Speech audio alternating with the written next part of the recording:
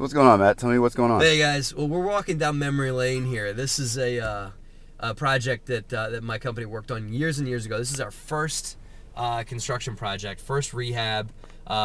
This was done a couple of years ago when the market was just different. It was starting to soften up, but you could still build houses and sell them, and there was still a market for sales, right? So this house we bought. It's in our hometown, right around the corner from where I live.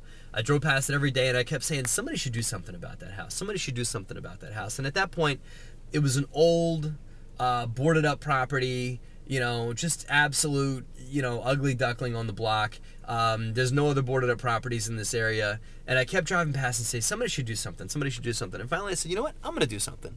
So I had a title company research the property, and the guy's name in the public record was spelled wrong, right? So when you go into public records to find the owner, the guy's name's spelled incorrectly, so you're not going to get very far. When we did the title search, we looked on the deed and found the correct spelling of the guy's name, right? I did a Google search for the correct spelling of the guy's name, and only 2 people came up. One guy lives, maybe about 20 minutes from here in New Jersey. The other name came up in Piscataway, New York, right? I called the guy local. He didn't know what I was talking about. I called the guy in Piscataway, New York. I gave him the address. He said, "That's my grandfather's house. What do you know about it? Why are you calling me about that property?" It turns out, I'll try and boil it down real fast here. It turns out this guy's grandfather passed away in 1964. Okay, the son didn't want anything to do with the house, lived somewhere else. So he let a cousin live here. Didn't have a written agreement with him. Let a cousin live here. The father dies in 1975. Doesn't tell his son about it, right? The cousin lives here and pays the taxes, pays the real estate, pays real estate taxes, pays the bills and whatnot. He dies in 1985, okay? His family keeps living here for free. Nobody tells nobody anything about what's going on until the home just becomes dilapidated because, when something's free, you don't treat it very well. So the roof started to have problems, the property just became dated, and sometime around 2001, the family that was living here, who were descendants of this cousin, right, if you can follow the family tree here, they just move out, right? So the house just sat. The real estate taxes weren't getting paid anymore. So a tax lien holder bought the tax liens. They start to begin the foreclosure procedure. But the property still is in the name of the grandfather from 1964, right? So I contact the grandson, and through the surrogate courts, he's able to take ownership of the property to sell it to me. This guy up in Piscataway, New York, is now 75 years old. So he made money. He made good money. And I got a property. So that's the happy part of it. The bad part of it was this is our first rehab. So we got in, we started doing lots and lots of work on the house.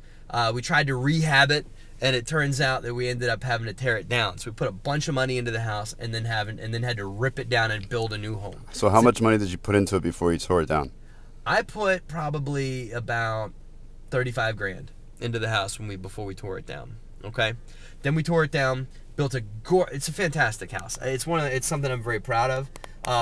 We did not make money on the deal. To say the least, it was the cost of education.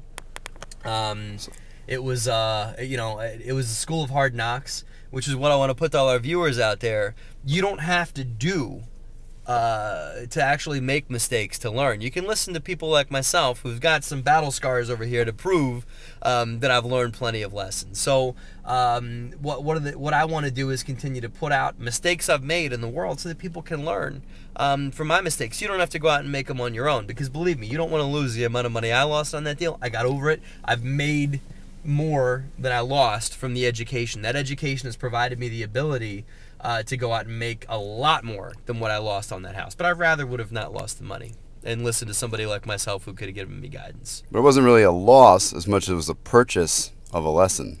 It was the purchase of a lesson. Thank you, Nick, for rebranding that. Absolutely. Because it was the purchase of a lesson. But what I'd like to offer up today to people, the lesson on this, number one, never give up. continue to do your diligence, to find out ownership and be very tenacious, because I was very tenacious about this deal and we got the deal. Secondly, when you're doing a rehab, begin with the end in mind. I know it's a little cliche to say something like that, but always know what your end game is and exactly how you're going to get everything accomplished and how you're going to get out of the deal, because we began that rehab not knowing exactly what the end was going to look like, and we got down the road and realized we couldn't do what we wanted to do. So begin with the end in mind and never give up. That's it for today, guys.